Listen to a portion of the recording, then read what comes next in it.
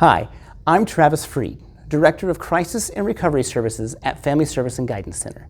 Welcome to the Real World Parenting Series. Our topic this month is childhood trauma. I'd like to start by talking about Family Service and Guidance Center trends that we're seeing in the population with youth and even some with adults. With youth, we're seeing a lot of struggle getting back to school and dealing with losses of loved ones during the pandemic.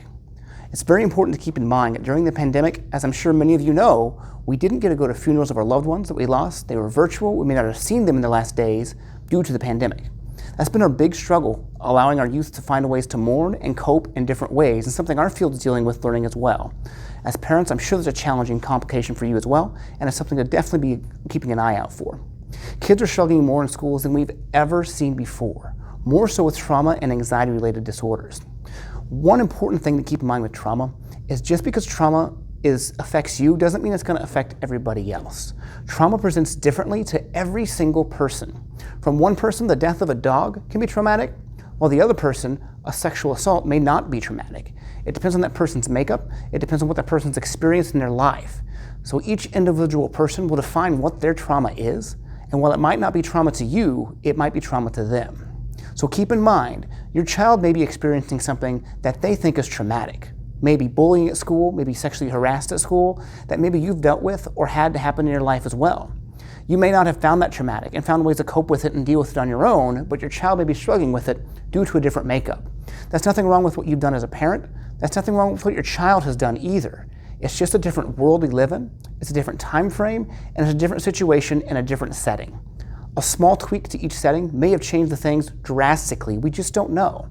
So know that if your child says they're experiencing trauma, they feel depressed, they feel excessively sad about something, they're avoiding a situation, address that as a trauma issue and try not to disassociate with them. Let them know that it's important and that they're valued. Lastly, some common signs and symptoms of trauma include depression, isolation, tearfulness, and avoidance. If your child is avoiding certain situations, it's a sign that something's gone on. Whether it's anxiety or trauma, they go hand in hand a lot of times. If your child's avoiding going to school, you may look at things like, are they avoiding certain classes? Are they avoiding certain teachers? Are they avoiding certain peers, certain genders of peers? It's not uncommon to see kids have that pattern. When we get into them in our office and start asking those questions, we can really identify where those issues are in the school. Maybe it's just starting the day. We get past the first hour and we're fine. We get past the second hour, we're fine. Maybe it's the end of the day, that transition back home. We work to identify those things, and as parents, you can work to identify those things too by asking your children simple questions and by acknowledging it as trauma and dealing with them. That's all for now. Come back next Thursday and we'll talk more about long-term effects of trauma and what parents can do to help a child who's been traumatized.